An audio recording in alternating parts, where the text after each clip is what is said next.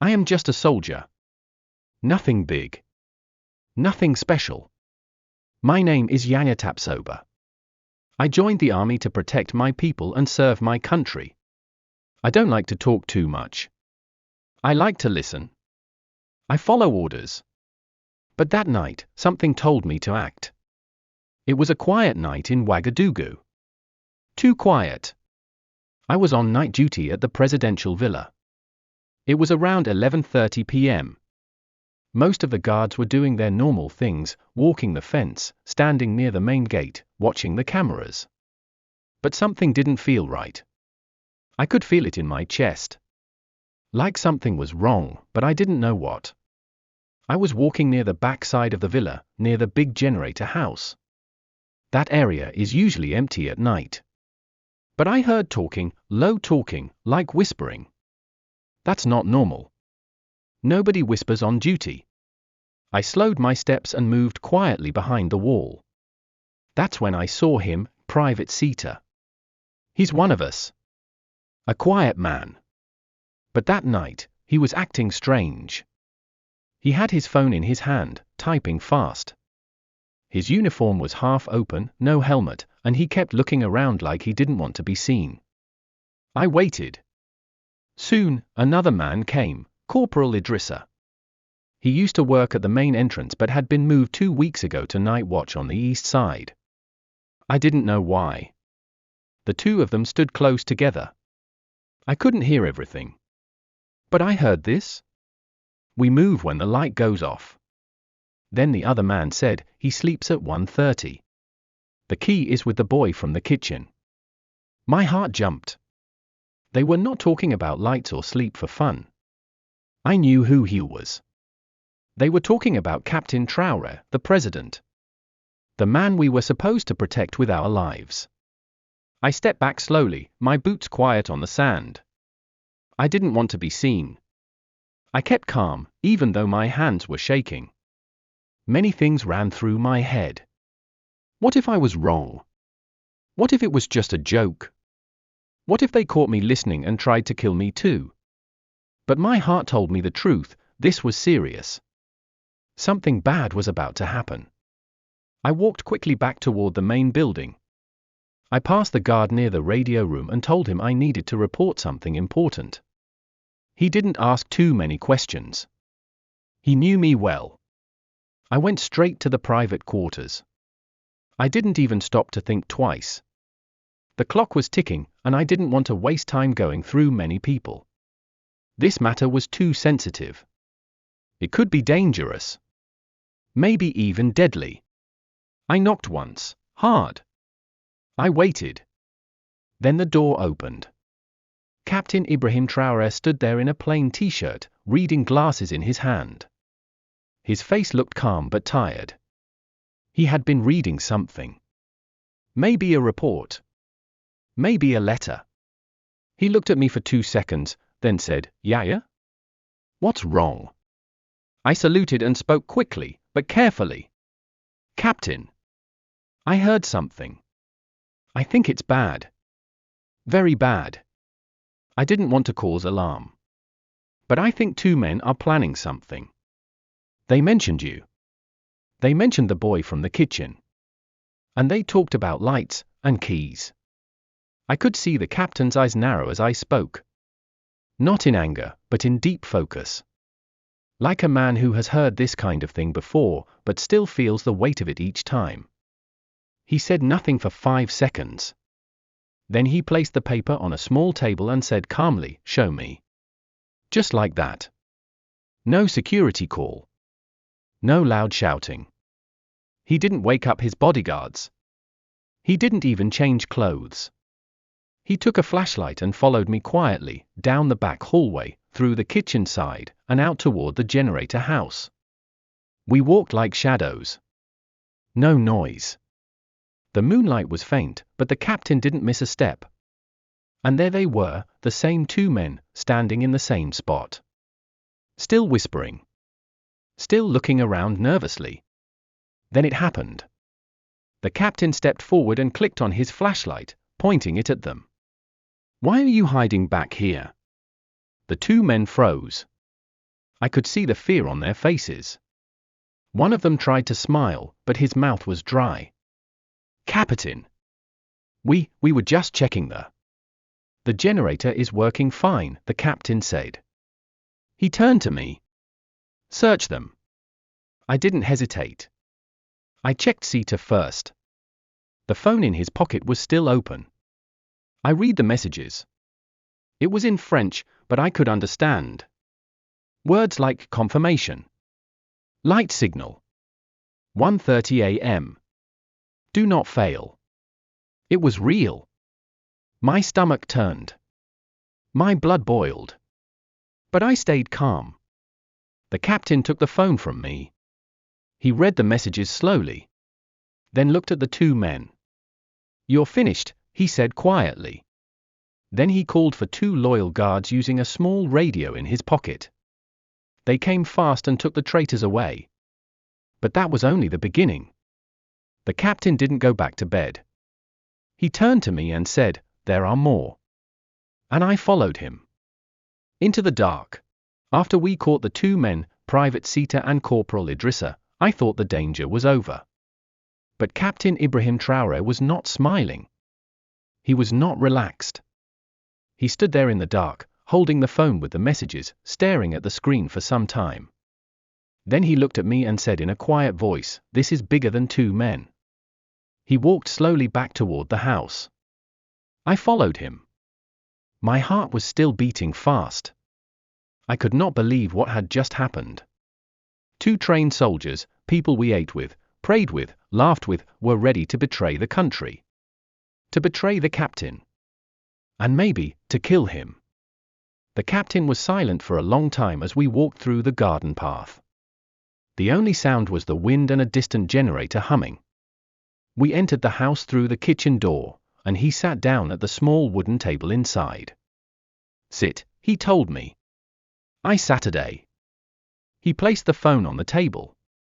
Then he looked straight at me. Yahya, how long have you been in the service? Almost 6 years, sir.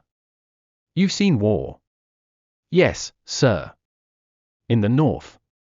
He nodded. And what is more dangerous? The enemy with a gun, or the friend with a smile? I didn't know what to say. I looked down. The friend with a smile, he answered himself. That's the one who brings you down while you are still standing. He stood up again. The messages said the key is with the boy from the kitchen, he said. Do you know him well? I nodded.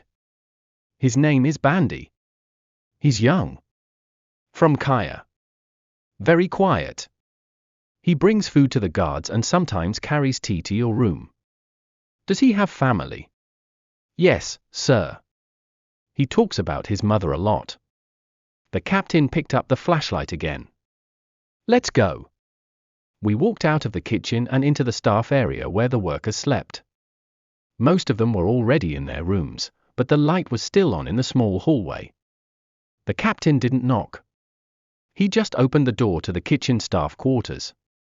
Inside, Bandy was sitting on his bed, wiping a plate with a cloth. When he saw the captain, he stood up quickly. His hands began to shake. Captain. Good evening, sir. The captain looked at him, not with anger, but with something more serious. Disappointment. Bandy? I want to ask you something. I want you to answer honestly. Bandy swallowed. His eyes were wide. Have you given me anything in my food lately? Or in my tea? Bandy began to cry. His knees became weak. He dropped to the floor and covered his face. I'm sorry, sir. I'm sorry. Please, sir, don't kill me. They said they would kill my mother if I refused. Who? The captain asked calmly. The men. The ones from outside. I don't know them. They used a foreign number. They said if I put this powder in your tea, they would send money to my family. If I refuse, they would find my mother in Kaya and kill her. He reached into his pocket and brought out a small packet. It was white powder inside. The captain took it and held it to the light. He didn't say a word. Just looked at it. I stood there, my jaw tight. I was angry, but also confused. How could this young boy, who served us food with a smile every day, agree to something so evil? But then again, what would I do if someone threatened my own mother? The captain crouched down next to Bandy. You did not put it in the tea. No, sir. I swear on my mother's life, I couldn't do it. I was too scared. I wanted to tell someone, but I didn't know who to trust. The captain stood again. You must help us now, he said. You must tell us everything. Every message. Every name. Even if you don't know them well. Do you understand? Yes, sir, Bandy said, still crying. The captain called one of his trusted officers and told him to watch over the boy and protect his family. He didn't punish him that night. He didn't even shout at him. As we walked back toward the security room, I finally understood something. Captain Traoré was not just a man with power. He was a man who watched carefully. He listened. He studied people. He stayed calm, even when surrounded by danger. He didn't send someone else to find the truth. He came himself, walking in the dark, side by side with a simple soldier like me. When we reached the control room, the captain began checking the shift list. He looked at the schedule, the camera feeds, and the list of names. There are more, he said again. They didn't plan this alone. And just like that, the search continued, quietly, carefully, and without making noise. A secret war was happening inside our own house. And our president was fighting it himself. After we spoke to Bandy, the kitchen boy, everything became more serious. What he told us confirmed what the captain already believed. This was not just a small plan. This was big. Organized. Quiet. And dangerous. Captain Ibrahim Traoré didn't rest. It was already after midnight, but his eyes stayed sharp. He sat in the small security office with me and two loyal guards, Sergeant Kabor and Lieutenant Musa. The room was small and hot, with a fan turning slowly above us. On the wall, we had the security shift chart and the CCTV screens. The captain looked at the chart and said, "Who changed these names?" We all looked closely. There were names that were not supposed to be on night duty, like Private Sita and Corporal Idrissa, who we already caught. And also another name, Sergeant Zongo. Zongo was not supposed to be on post. He was transferred to a different base last week. But somehow, he was back. Quietly. No announcement. The captain stood up and said, "Find him." Quietly. Sergeant Kabor nodded and left the room. I stayed with the captain, watching the cameras. He didn't blink much. He kept watching the screens, one by one, looking at the back gate, the storage area, the east fence, and the staff rooms. "Yaya," he said. "Yes, sir." "Do you know who prints these duty rosters?"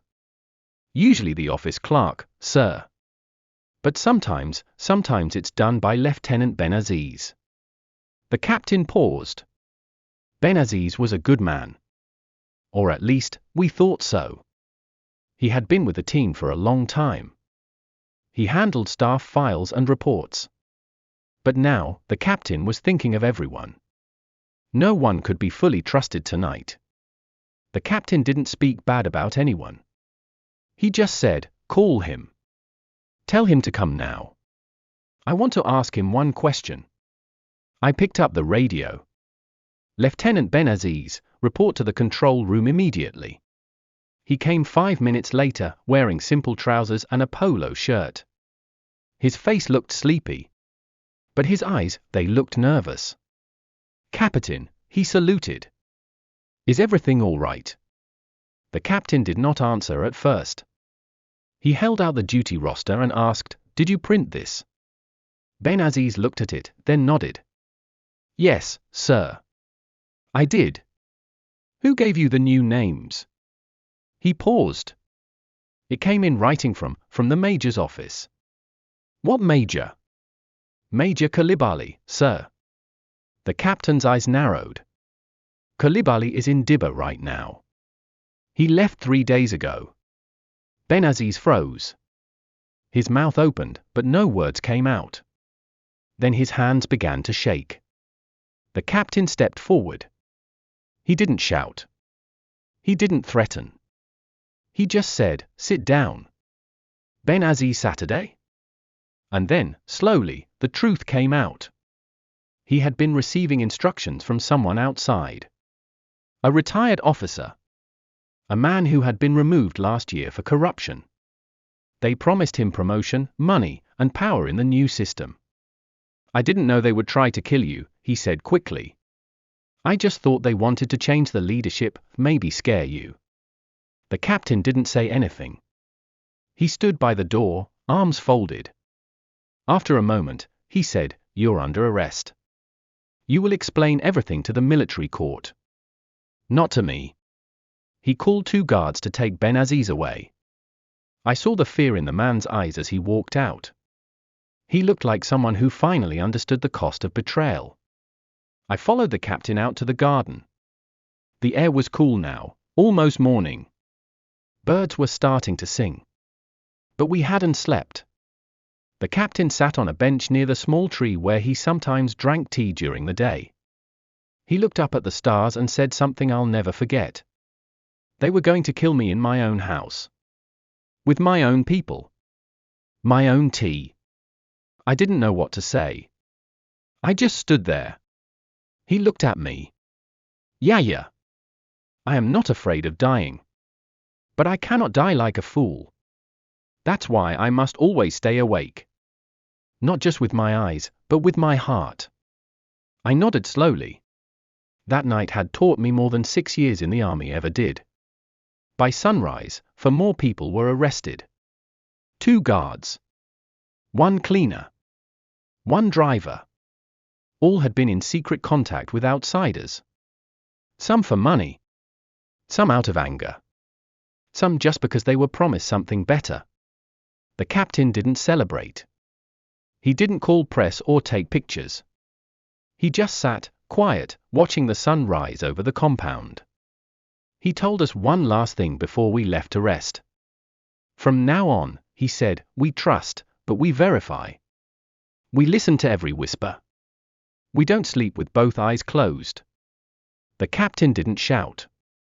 He didn't run. He didn't panic.